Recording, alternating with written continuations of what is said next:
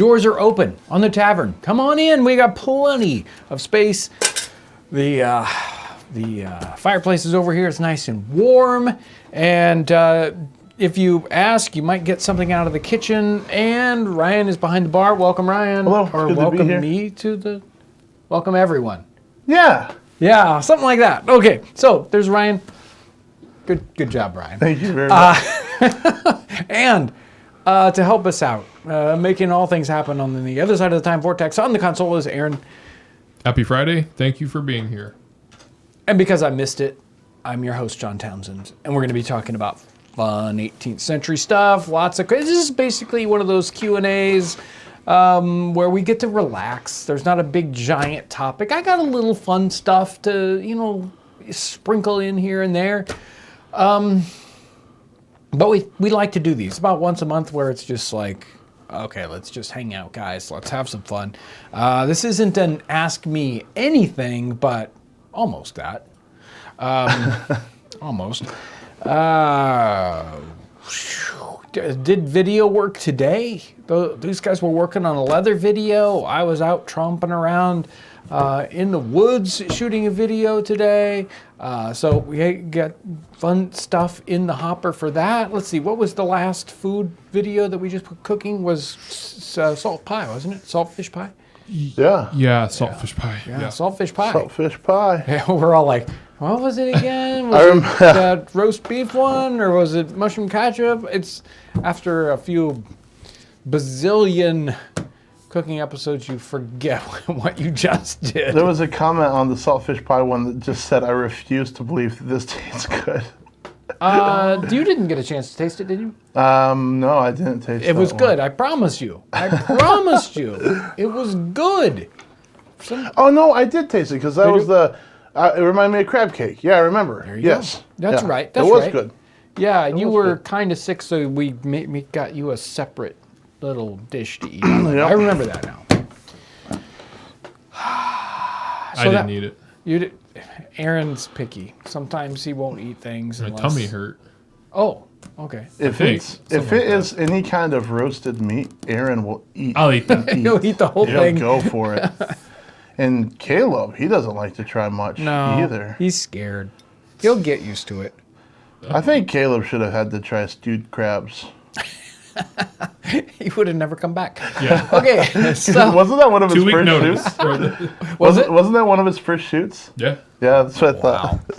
And No, that was we with- should have just given that. I'm sorry, we all have to try this, Caleb. It's part of the deal. You got to try it. Part of the job. I'm drinking out of a brand new mug today. If you have had Nutmeg Tavern mugs in the past, we have a couple of new shapes and colors here. They have the Nutmeg Tavern logo on it, just like the one down there. But these are, boy, the colors on these are just gorgeous. The glaze on these, just beautiful. So Aaron's probably going to put a link in the Yep, thing. link in the They chat. are made by a different place here in the States, so they are a little bit more expensive, but whoa, are they worth it. Beautiful, beautiful pieces. If you're interested in a Nutmeg Tavern mug that helps us do what we do, and you get a cool mug to drink out of, then check those out. We just had a super chat come in from Robert Green that says, did wattle and daub houses use specific trees? Did wattle and daub houses use specific trees? There are certain framing timbers that are better than others. Now, you use what's available, right? It's like, oh, you should only use, well, I have these. You're going to use those instead. But oak is probably the preferred framing technique. So the wattle and daub really has more to do about infill, but the structure itself is post and beam. And post and beam, oak is going to be one of those biggies for that. Again, though, if you need to use something else, then you'll use it. I was just reading, I was finishing up a book that you recommended to me. It wasn't a period book, but somebody was kind of like going through the forest and identifying trees and planning future projects for which tree they wanted to use for what. It was really interesting just to think about all the different types of trees and best purposes and practices with them. We have a live stream coming up. Lauren's already worked on it, got the slides done, which has to do with furniture and other uses for particular kinds of woods, trees, as it were. And there's some also reference to inventories from the time period. So it's kind of a multi-part thing that goes together. But yeah, different woods are really meant for different kinds of things, or are good for different sorts of things. Even woods that you wouldn't expect. So, you know what? Nobody today would say, oh, you know, I need a piece of lilac for this particular job, or, you know, I need some, you know, blue birch. You know, that's the kind of tree I want for this particular project. We don't think about that. Besides, if you go to the lumberyard, there's only one kind of wood available to you anyway. So here we go. We could jump in. No, you know what? A lot of times on these Q&As, while you guys are thinking about fun questions to ask.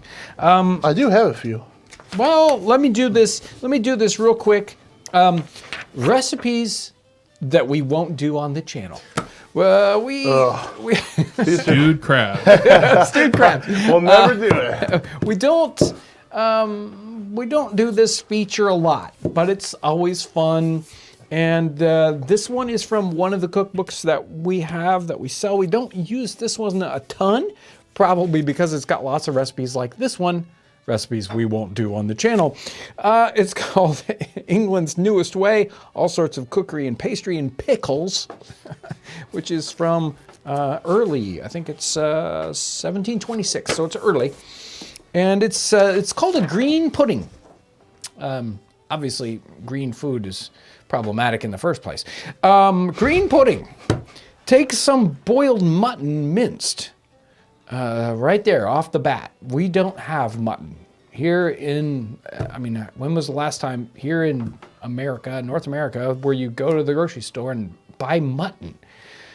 It's not there. You can get lamb, but you're not going to get mutton. Take some boiled mutton minced with beef suet shredded, a little thyme, marjoram, and parsley, and a handful of spinach. Mix all these together with a little grated bread, and 3 yolks of eggs, some cream, sugar. Okay, wait a minute. We've got mutton and suet, and then we've got these herbs. We've got eggs, and then we put sugar and nutmeg. I'm telling you guys, it's in every single recipe. And nutmeg, currants, so like raisins. Wow. And some flour. What? Roll it up in a sheep's caul and bake it. Send it to the table. And a sheep's caul is like a stomach. So, yeah, we're putting all this into a sheep's stomach. We're baking it, not boiling it. I'm getting confused the more I get into this recipe. No wonder it's a recipe that we just will not do. I'm telling you, we're not going to do it. Don't ask me, because I'm not doing it. I know when I think about mutton, the second thing I think about is sugar. Yeah, sugar, mutton, suet, they all go together. Good tea. What do you think, Ryan? I think none of these comments are going to have nothing on that mutton. I knew you were going to do a Three Stooges thing on me. Okay, so Shawnee Pie got the forest axe you sell. That's a present back in November after waiting a long time. I was finally able to use it on a Boy Scout trip 2 weeks ago. Hopefully it worked out well for you. Yeah, those axes are fun. They are nice. Speaking of style, go ahead. Go ahead. Speaking of style, Tony is in Super Chat. I love the bowl you use in the fish pie vid. The ceramic one with the swirl glaze, do you sell that? Yes, we do. That's the redware little bowl that comes from out east, made here in the United States. He does a tremendous job on that redware with that great end globe, sort of a slipware technique on the top to make that great decoration. Those are fun. Max, you're cool in Super Chat. I need to make a small boat to paddle down the Anduin River to Minas Tirith, excuse me. You don't have time to make a dugout. What kind of vessel do you make? Well, they would be called a pirogue, I think. Imagine a, and I've got a little boat that I made, I don't know, like 30 years ago, which is really similar. If you can do it with 3 wide boards, and it's like a flat bottom and 2 boards that come together like that. You stitch that guy all together, and ta-da! You have a wonderful little boat, very, very period and simple. Also, if you're doing a speed canoe and it's the right time of year, say from like right now till the Midsummer's Night or Midsummer's Day, so right there in June, but usually you want it to be extremely early June. So April to end of May, you can make a elm bark canoe if you've got large elms in your area, which you don't. But if you were in the 18th century, that's what you would have done. You can check out that episode, or is it a couple of episodes, that we did a couple of years ago. India is in here. Mutton, will you address cooking a leg of mutton? I don't recall seeing anything like that in your shows. The crab stew was rather revolting. It could have been. I'm sure there was a way to make that crab okay. There had to be, right? Yeah, mutton. We do, like I was saying, if we do a mutton recipe on the channel, we would likely just do a substitute. Fill in the blank. I don't know. I would say goat, except we don't have goat either. So I don't know what the best substitute for mutton is. If you're a mutton person, you can tell me what you would do. Heather is in Super Chat. I adore your channel. I learn every time I tune in. Thank you and much love. Hearts. Excellent. Yes. Excellent. Dan, sorry. Go ahead. I'm sorry. Dan BX is in Super Chat. Did anyone exercise back in the 17th, 18th centuries? Head over to ye old gym after work or what have you? Yes. People did do exercises. They don't talk about it necessarily, and a lot of people didn't need to do exercises because they had jobs that were exercise. But we have the example of William Byrd II. I think it's William Byrd II. He has a series of diaries, different time periods. They were generally kept in a secret shorthand that only he could read, but people have figured it out. And some of those are published. And many times in his diary, especially in the early 18th century, he talked about doing his dance. So he says, I did this, I ate this for breakfast, I did my dance. And he means he did certain physical exercises to keep himself fit because he was a sedentary person. He didn't need to work for a living, so he needed to exercise. And that catches me up on Super Chats. I'm keeping my eyes peeled in the chat for more questions. Great. While we are here, so if you didn't catch Wednesday's live stream, we did a special live stream on, look at this here, the autobiography of Benjamin Franklin. And we're doing a series of special, I had a great term for it and I forgot what it was, a special book club live streams that we're experimenting with. And we're starting out with the autobiography of Benjamin Franklin. And what we're doing here is we're going to live stream them on Wednesdays at 4 p.m. Eastern time. So check it out. You can see the replay of Wednesdays because we started the first one this last Wednesday. And you can see that replay if you'd like. I'm sure Aaron will put a link to it for you. Autobiography of Benjamin Franklin is a really, really good read. He wrote it in the 1770s, 1780s. Most of it's done in the 1770s, and he tries to catch up, but he never does. And it's written in a way that we can engage with here in the 21st century. So some things from the time period, it's like, it's not very readable. This is very readable, and he really goes into detail about what his life was like, especially as a child and as a young adult.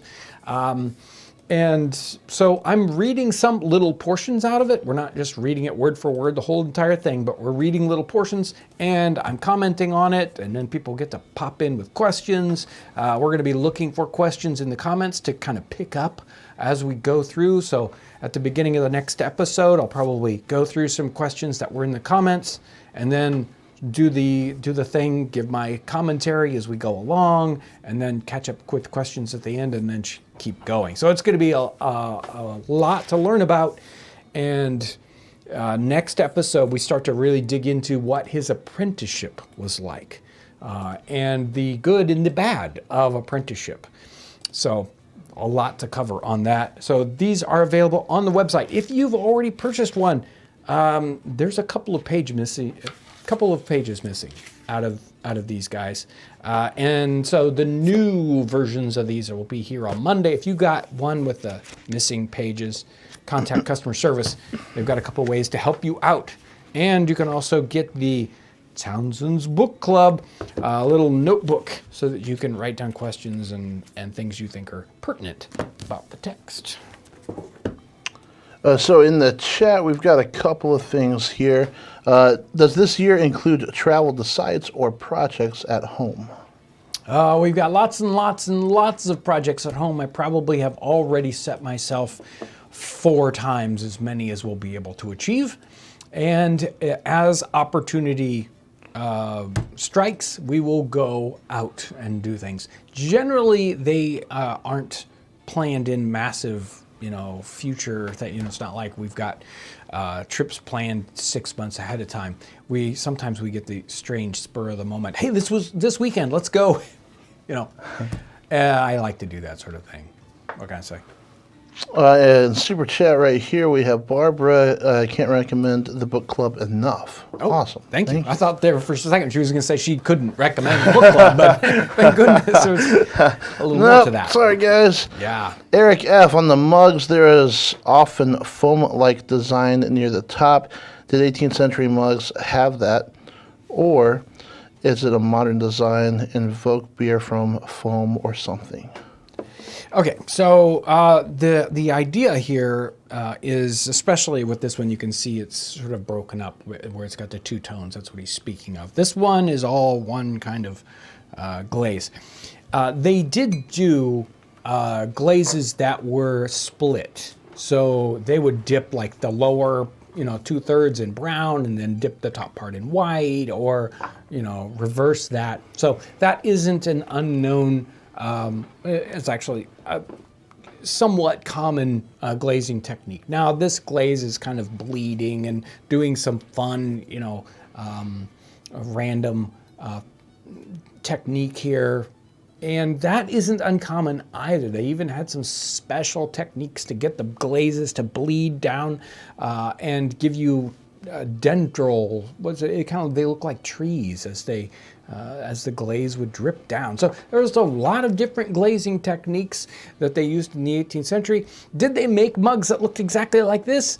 Well, probably not, but they're close. They're good. In the chat, how were beads made in the 18th century in North America? So, beads are really important, especially when trading with Native Americans. And there are a bunch of different kinds of beads, but the big ones are glass beads that are made. And usually they're not made here in North America, but they would be made in Europe and imported. And there are some amazing glass beads that we find in the time period. Some of them are very, very plain and simple. It's a white glass bead. Other times you'll have, beautiful colors, reds and blues on the outside and a little white heart on the inside. They also had very, very decorated ones. So glass bead technology, they were doing just truly beautiful beads in that time period, and it was a very sought after trade item. So this one might be a little difficult, but it's interesting. Okay, so in October 2020, on the Lanterns and Lighting live video, 7 minutes in, you showed an illustration with a fallen lantern, And that lantern, there was an eye in it. What was that eye? This sounds like a riddle. Do you remember this? Well, I think we covered it in the horn episode. I think we used the same image just a couple of weeks ago. And what you're seeing is I don't have the lantern here, but what happens is in the image I believe that he's talking about, it's a tin round lantern with horn panes in it, and the lantern is fallen over, and when the lantern falls over, the candle inside it tips over, right? And then the pane of glass is right here. So instead of the pane of glass being inside it, it's on top of it, and it starts to burn that pane of glass. And on a horn pane, it will just start to blacken it and slowly char that, but it doesn't catch on fire and it doesn't break. Like a piece of glass, if you put a piece of glass over the candle, it will just break and bad things will happen. But this horn pane would just kind of char, and it does kind of look like an eye. I think that's what he's referring to, I think. What is the best book that someone can go to looking for slang specific to the 18th century? Slang specific to the 18th century. Well, you're going to look for the book called The Dictionary of the Vulgar Tongue. It's printed with a couple of different names. Basically, people just stole the book and retitled it and did it under different publishers, would just publish it under a different name. But The Dictionary of the Vulgar Tongue was printed in 1785, and it is full of slang terms from the 18th century. Cant language is what they would also call it. It's, some of them are, rude, but most of them are just funny, just kind of interesting words. So that's where you want to go. You'll find that on either books.google.com. Just search for Dictionary of the Vulgar Tongue. Same thing on archive.org. You can search there also, and you'll find copies there. Angry Taylor would like to welcome you to your first live stream. I hope you enjoy it.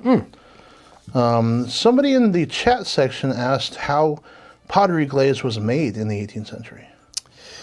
Pottery glazes are made in the 18th century with a couple of different techniques. You can use a particular kind of clay. So sometimes you'll find a clay deposit that melts at a very, very low temperature. You can turn it into a slip, coat your product with it, and it melts at a much lower temperature and creates a glass-like exterior. So something like Albany slip is well known in the time period, especially in the 19th century.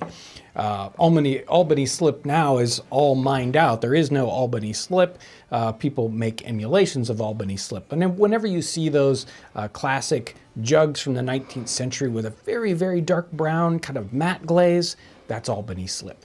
Most glazes are going to be lead glazes, though. So they will use certain lead compounds, a couple of different types of lead, oxides and whatnot, carbonates. I can't remember exactly what they were making them up out of.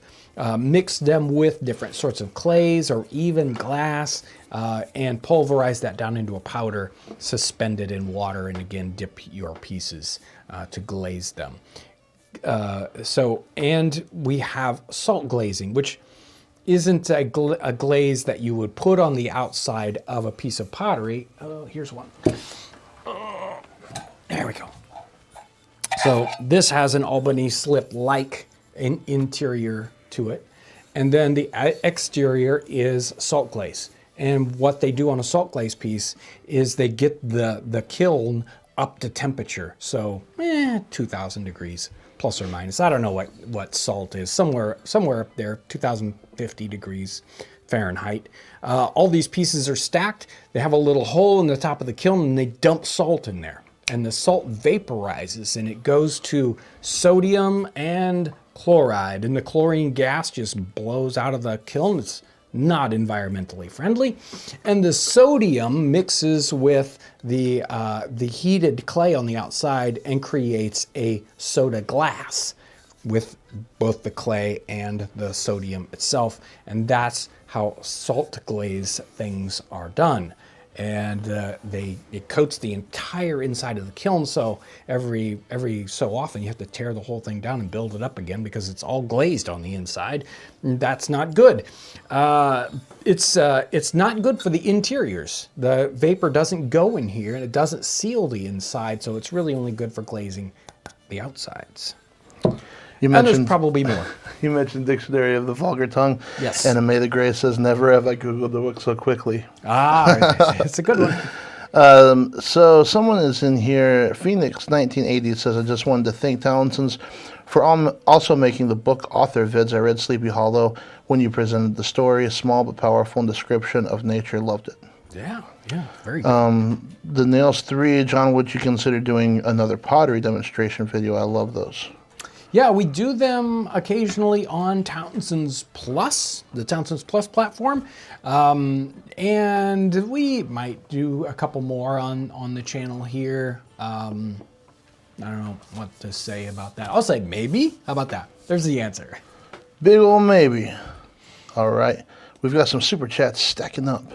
So let me get to those. This one is from Yoda. What started your interest in these time periods? Is that the real Yoda? You say Yoda's? It doesn't, from the picture, it does not seem so. Oh. What was the question again? I got distracted. What got you interested in these time periods, John? Wouldn't you say that in a different way if you were Yoda? Yes. That was the giveaway, that it's not the real Yoda. It can't be the real Yoda, that was or else the you would absolute say. giveaway. Anyway. Interested in these time periods, are you? I'm interested in a lot of different time periods, but we focus on this one time period that has to do with the founding of our country from, 1620s all the way up into, although we don't concentrate on 17th century, but mostly 18th century, 1750 to say 1820 or so, because that's, where the foundation of the country comes from. And we need to understand what was going on and what drove that, both just in regular everyday life as well as other things that were happening. So that's why, I kind of dig in on this time period. But, all parts of history are fun to me. So it's funny that this question happens right now, but it's from Wild Pinto and Super Chat. Can you do an episode on the history of nutmeg? It's really quite interesting. Well, we hope to be doing a series or at least one episode where we really concentrate, dig in on spices. But I'm sometimes when I'm working on a bigger video like this, I have to do lots and lots of research, probably about 100 times more than I will put into the video, so that I can sort of grasp it all, and then somewhere in the middle of that comes the narration for the video. So I still have a lot of work to do on that. I'm not happy with where I'm at. So we're gonna try. Yeah. Sometimes the research just ends up fighting you. Yeah, it does. We've got X197. I love your videos, John. Thank you for bringing our history to life. Thank you. Deborah in Super Chat. John, did you once say you made the tiles around the fireplace? They remind me of a Delft tiles. Mm-hmm. I wish I could get a better look at them. Well, yes. I made those tiles specifically for the Nutmeg Tavern, knowing that the tavern should have Delft tiles, but I like making things, so I had fun making my own tiles, and a lot of them are with this sort of Nutmeg Tavern theme there. There's a couple boars, some ships, some fish. I had fun with the tiles. No, you can't get a closer look. That would ruin the magic. Oh, well, maybe sometime we'll get you some pictures on those. We've got a lot of comments in the chat section about Joe Pera, whether or not we have other videos planned with him. As of this time, we don't. Right now, he's doing a Midwest tour. So if you're in the Midwest, you should go see him and tell him that you like his Townsends videos. That's if you can find a seat to buy. Exactly. Some of them are sold out. Yeah, and they sold out quick. He's doing well. Come on, Joe. He needs to play bigger venues or something. Well, I mean, he has been on Townsends. Well, that's true. Right. That's true. Right. John Talley, I know you used clay on your cabin at the fireplace and between the logs. What can be used if you don't have clay? I have dirt and lots of it, but no clay. You can add a whole bunch of manure to that. That'll help stick it in there. Yeah, they did a lot of that when we went down to Martin Station and learned about. Yeah, but they've got lots of clay down there too. I mean, yeah, they do. It's like that's all they've got. Without clay, you can get other kinds of clay. I'm guessing that's horse manure, right? Though that's what they're looking for. Hey, whatever you got. You okay. know. Yeah, horse manure is good. It's got lots of grassy kind of fibers in it, but whatever. Wonderful pungent thing you happen to have around. Yep. All right. Did you say you had some images you wanted to go through? I do. Let's do it. Aaron, jump in. Okay, so I've only got a couple of these. I just have them because I think they're funny or interesting or weird, and they don't fit with a whole lot of other things. Found this image today.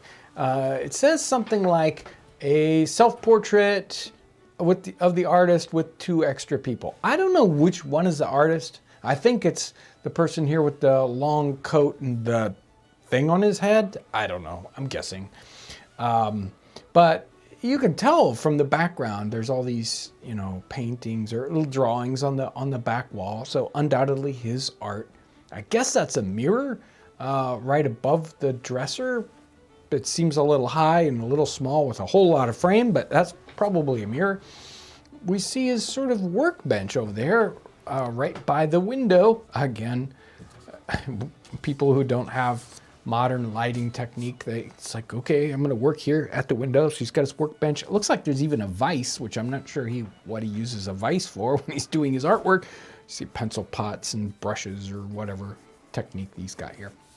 Interesting little quick folding table, probably so he can remove it out of the room, and chairs. And notice that he lives all in this one room. He probably has his meals brought to them, and he hires this room out or rents it. So there's his bed, here's his workplace. He uses it for eating, and then he goes out on the town. Very frequent kind of occurrence. The dogs are what caught my attention.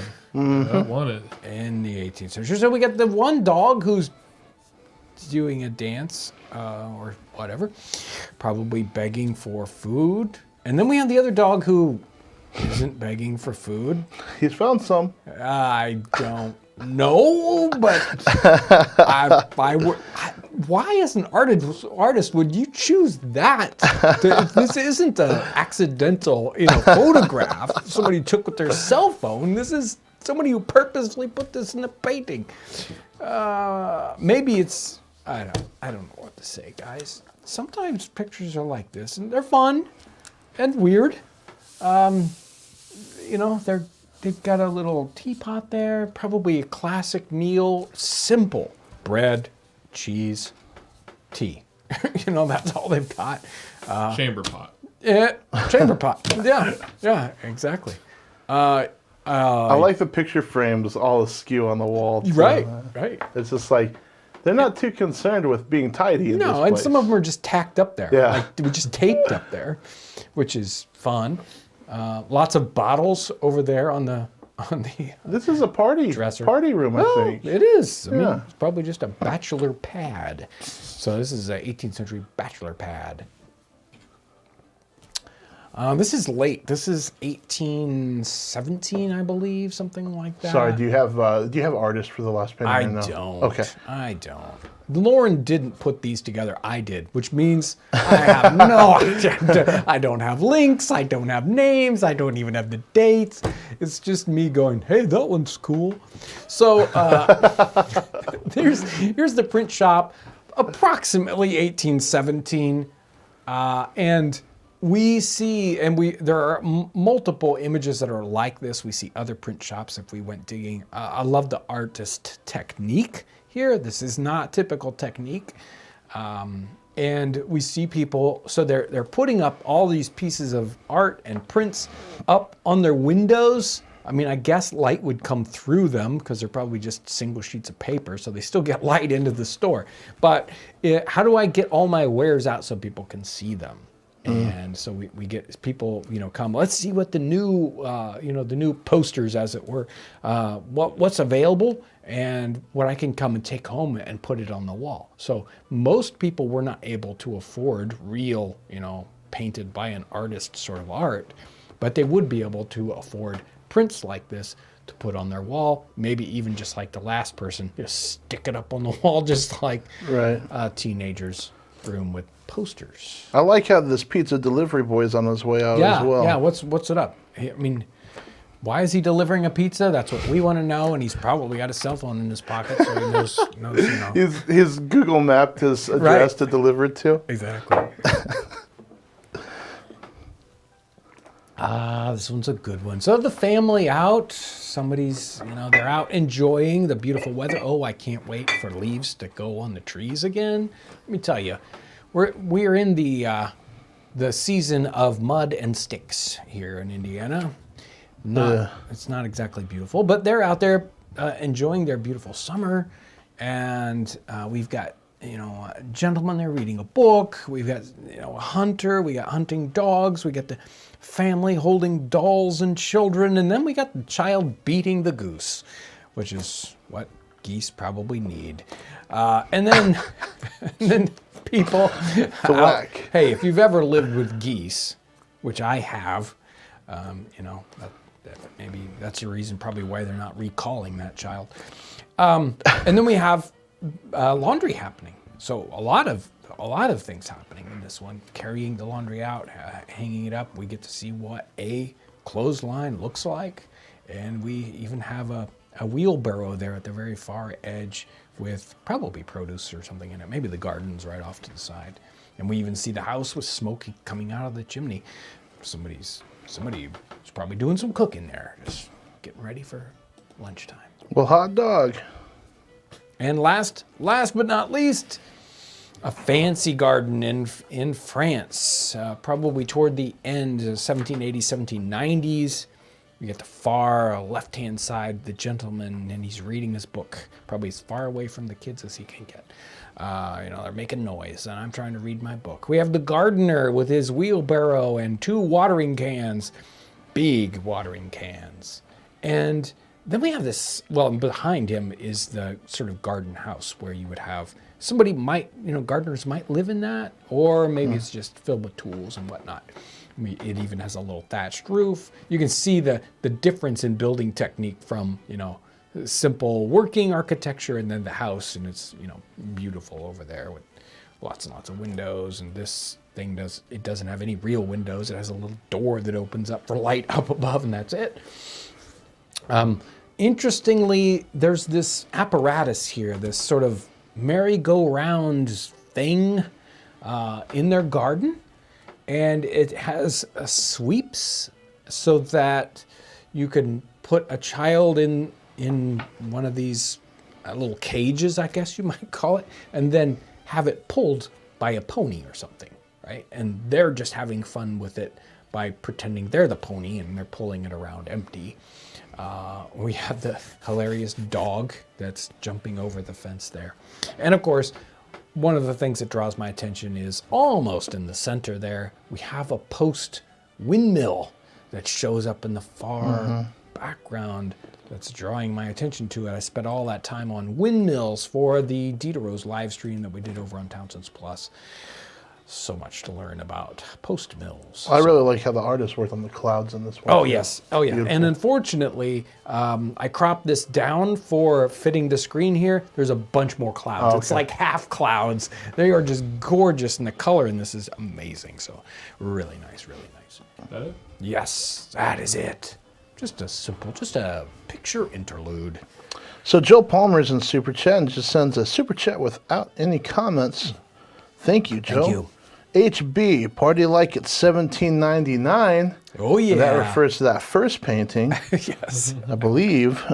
Corey, hey, John, can you give a birthday shout out to my daughter, Mary Rose? Happy birthday, Mary Rose. It's her first birthday. She is a lifelong fan and loves dancing to Jim's Red Pants. Wow. Well, don't we all? Yeah. I've been known to cut a rug when the old fiddle comes on. We'll get some footage of that for you guys. Kitchen Troll, need more nutmeg. Yes. And there's some other stuff coming in, but I need to kind of look at it some. Do you want to talk about Patreon? I will. Somewhere in here. I think I tucked it in this. Hold on. I'll find it. England's newest way. Oh, come now. There it is. See, I found it. Every week we try to get to the brand new people that help support us on Patreon and on PayPal and on Townsends Plus. So, this week, brand new Patreon people. Jack Pryor, someone by the initials of JCE, Caleb Ribeiro, and Bob McKee. Those are the brand new Patreon people. We have Denise Maloney Perrin, who we see a lot of here in Super Chat and in live stream, so thank you. And Christopher Ford, those folks are on PayPal. Some people just want to do a kind of a one-shot sort of thing. PayPal's great for that. And brand new people on Townsends Plus, Stuart G, Michael, is it an L? I think it's an L. Somebody's handwriting is just terrible. Thomas K, Jerry P, Ashley T, Nancy G, and Greg J are brand new Townsends Plus folks. They help make what we do possible by giving us this foundation of support. And it takes a lot to make this channel do what it does. Having Caleb and Aaron and Ryan and Brandon, lots of moving parts. People, human moving parts. Here, behind the scenes at Townsends. What? It's true. No, yes, it is. I don't disagree with you. Human moving parts. Thank you. Okay. Have you explored? Oh no, my window's small.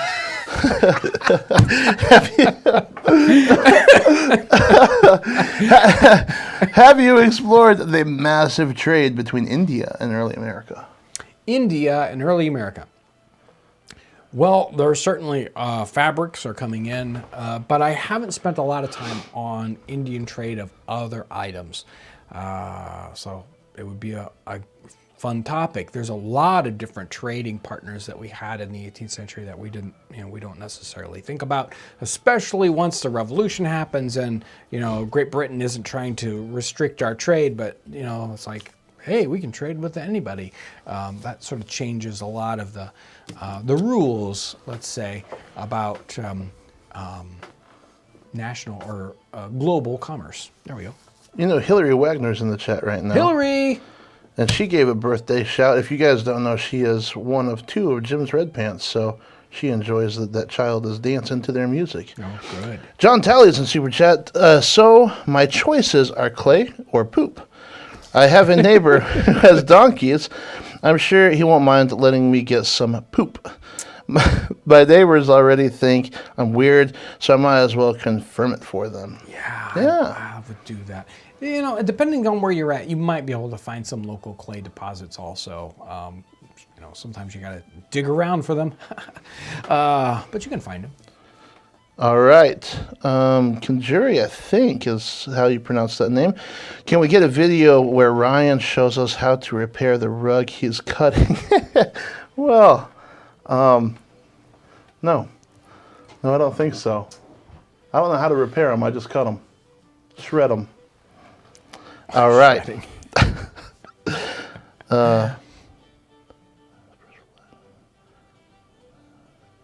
Very quiet in here. I don't know if I quite understand this, but it's interesting. Maybe you will. Why did the first flag of America be the same as the East India Company?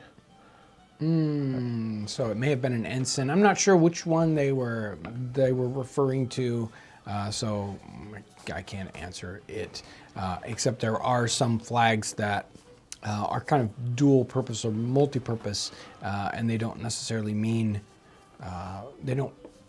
they mean different things in the time period than we would expect them to be, if I answered that properly. Okay. Not very well. There's a question about the price for dentist work in the time period. Do you know if it's like dentist, doctor, like what were they charging? How was that happening? Well, generally it was fairly expensive. There are different kinds of dentistry that are going on, but the majority of dentistry is, yes, I'll rip that tooth out of your head. That's what's really going on with dentistry in the 18th century. There's some really creepy things too. Also, they would try just sticking other teeth in the hole, right? So it's like, well, that tooth's rotten. We'll pull it out. I got another tooth over here. Let's stick that in there. And you don't want to know where those teeth came from. Yuck. And that, I guess, worked for them for like some period of time, but I don't see how. I don't understand it. And there's even a picture. Didn't we have a picture of the people leaving? Yeah, like young people leaving out the door one way, like, oh, yeah. And then them putting that tooth they just jerked out of somebody else's mouth into somebody's... We Aaron, did do some art on that. What do you think about that practice, Aaron? Aaron keeps giving us a look. I'm glad we don't do it anymore. Remember that tool they had though? The tooth key where you just latches onto the tooth and does like pliers they used. They didn't do a lot of fixing teeth. They just did a lot of taking them out. Yep. Yeah. Man, I don't. And if you're hurting that much, you're willing to pay. Let me tell you, there's like, oh, this guy will pay basically everything he's got in his pocket and probably more. So, what about the practice of, hey, I tried to save your relative, they passed away, and now you owe me money for them? Is that going on? Sure, okay. Of course. Oh yeah, yeah. You just because the doctor doesn't manage to keep somebody alive doesn't mean you don't owe him for his work, right? I guess. Yeah. Oh, somebody just commented I have another person's bone in my leg. And yeah, that practice is still happening. We just don't think about it with teeth, I guess. Yeah. So I don't know if that can be successfully done with modern techniques. I can't imagine, but teeth and eyeballs. Let me tell you. I'm pretty well caught up. I didn't know if there's anything else that you wanted to read. Did you have anything? No. I mean, I could pick anything out of here and probably find something good in about 13 seconds. You've got. We should do 13 seconds. Yeah. Is this a test? Wait a minute. Hold on. I wasn't ready for this. Wasn't ready for this.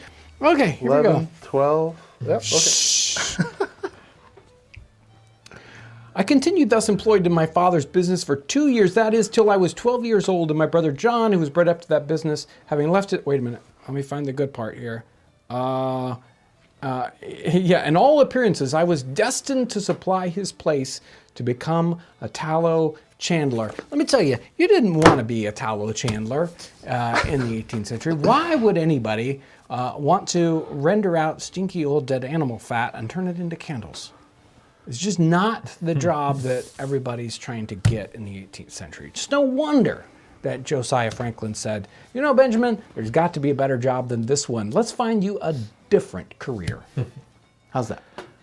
Somebody in the chat, that was beautiful. Somebody in the chat suggested that we probably have nutmeg scented candles in here. Well, we talked about nutmeg scented things. The only problem is most people might not recognize it. So, but we just had a chat about that just the other day, making it so that you'd buy something from Townsends and you'd open up the box and nutmeg perfume would come out, and it would give you this amazing experience. Man on Mars just commented, "My man, I am a huge fan." They want you to know. Okay, thank you. Yeah. And that, I think that catches us up. I thought there was a palindrome for a minute. We do need to talk one more time. We do need to talk one more time about the Nutmeg Book Club on Wednesdays at 4 o'clock Eastern. Right. So every Wednesday, for a while, we're doing a super special, never done before, highly experimental and dangerous live stream at 4 p.m. Eastern Time. On Wednesdays, again, like I was saying, we're covering the autobiography of Benjamin Franklin. What an amazing character for someone in our time period. Everyone knows who Benjamin Franklin is. Heck, he's on the $100 bill. Of course we know who Benjamin Franklin is, right? But he's not the same kind of person that, say, George Washington is, or Thomas Jefferson. So those guys, they were born into a certain, level of society. Benjamin Franklin's father was a stinky tallow chandler. Benjamin Franklin was not born into, certainly not born with a silver spoon in his mouth. So he becomes very, very important in our context, becomes a statesman and a scientist, a philosopher, but he grows up like a normal person.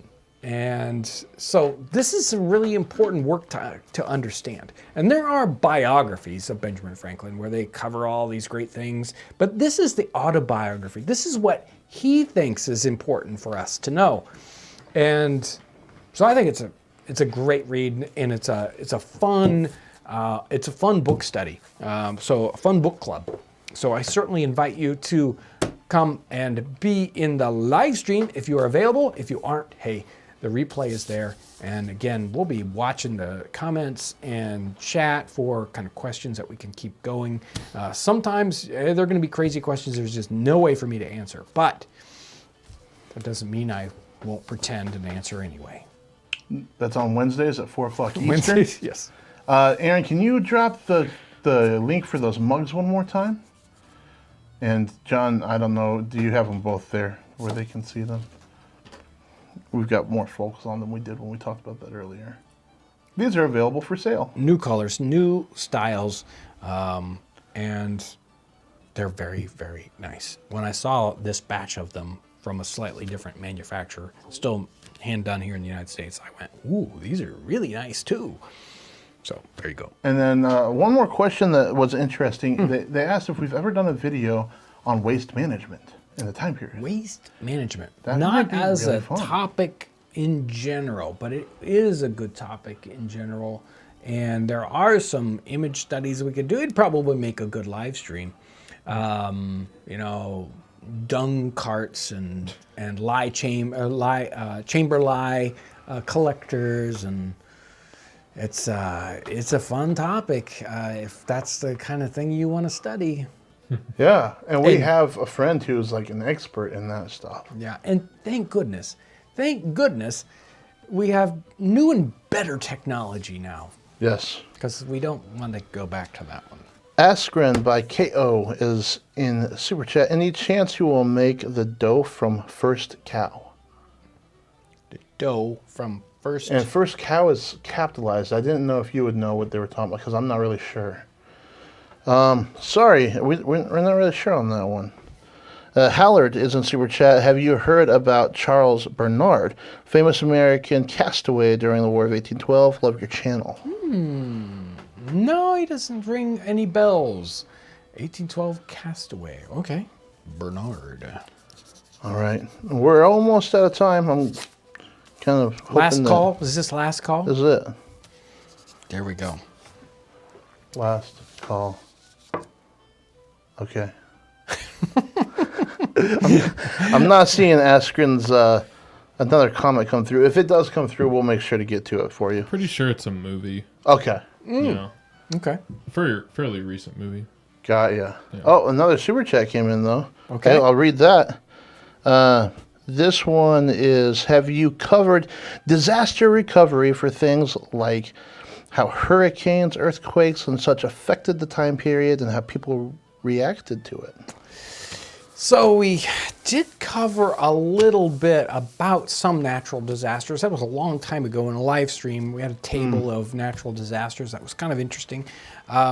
There's not a lot necessarily written. Sometimes, like cities would catch on fire. That happens. But we don't hear a lot about hurricanes. Sometimes they'll reference that. And it's like, well, we had a really bad storm here. They don't call it a hurricane, and we've been rebuilding. But we don't have sort of the personal stories about those things the same way we would have today. or even, today we get footage, we get, newspaper images or, news images.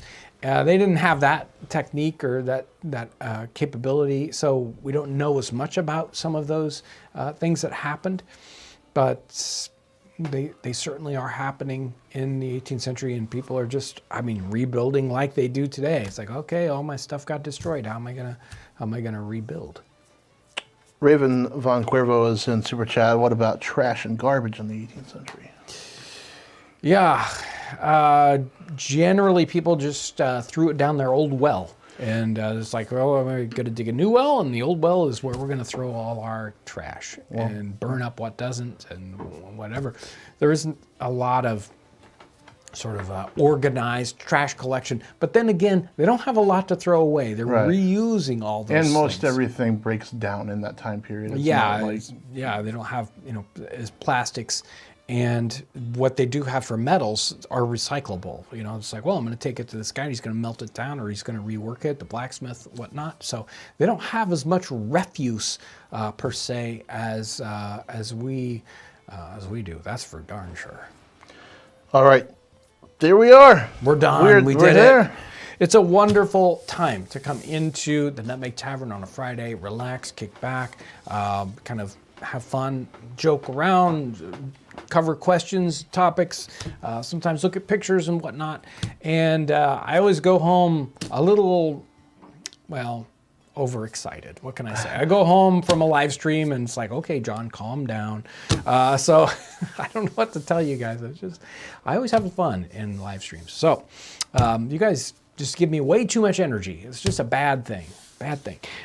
Thank you, Ryan, for doing all the hard work back there behind the bar. Hope you didn't have too many people or... There weren't many drinks that were had by other folks. But lots of, you got to get in there and ask the bartender for advice or questions, and he has to cover all that stuff. So good job, Ryan. Aaron, thank you for your technical expertise. Thank you. Keeping the time vortex in control. We wouldn't want to. That's a lot of energy to harness. It is, and he has to do it with just like his own willpower. It's amazing to watch. You guys don't get to see that. Is what he's called. He is, and it's pretty amazing. So thank you guys for your support, especially all those people that support us very, very sort of physically. I guess I would say Patreon folks and PayPal and Townsends Plus, and people who buy merch. But I also want to thank everyone that watches that channel. It makes a massive difference to what we do. In fact, we wouldn't do it if you weren't there watching it. And your watching gives us a major morale boost. Every time we come in and say, well, how did that video do? Look at all those people that watched the video. It's incredible. It's always exciting, especially the comments and the feedback we get in so many different ways. Especially when you share our videos with other people, and we get those stories all the time. So thank you for your support in what we do. I hope you have a tremendous weekend. Thanks for watching.